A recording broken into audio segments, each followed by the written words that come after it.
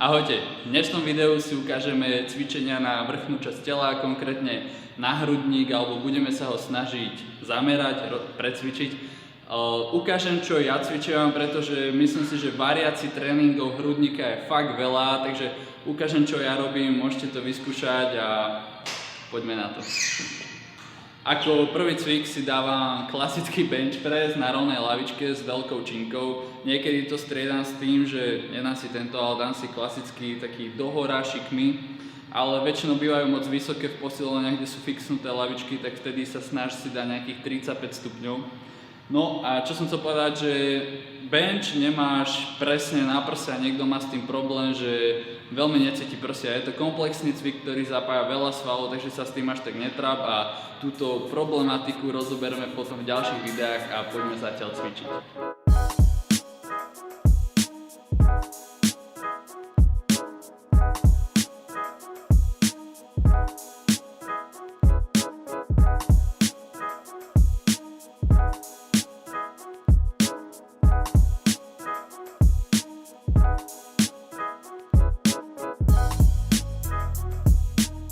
Keď som mal ako prvý cvik tlaky na rovnej lavičke, tak si ako druhé dávam zamerané trochu viacej na vrchnú časť prs, dávam kladky, neťahám tie z hora, ale ťahám tie zo spodu a potom rovno za tým si dám kliky.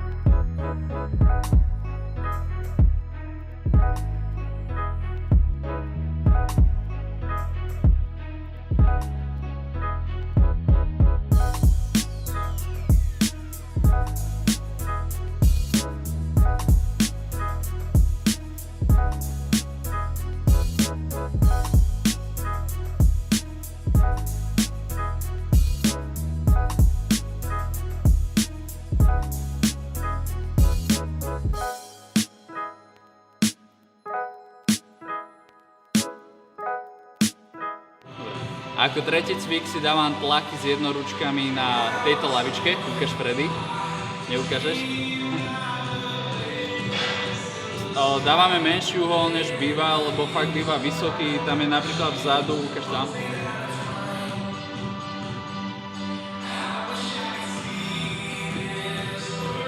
To je moc šikme, vtedy bákaš veľmi aj ramena a veľa ľudí s tým má problém a potom bolesti.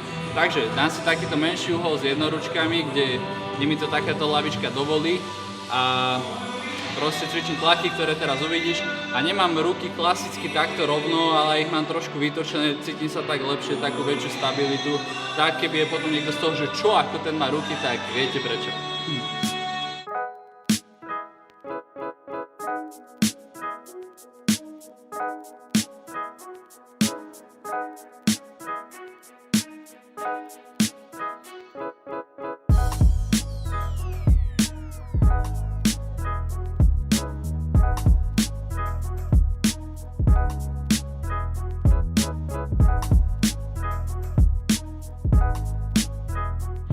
Ako štvrtý a posledný cvik si dávam také údery s medicimbalom. Zase je to už iba na také došťavenie, niečo také explozívne, čo ti tento cvik poskytuje.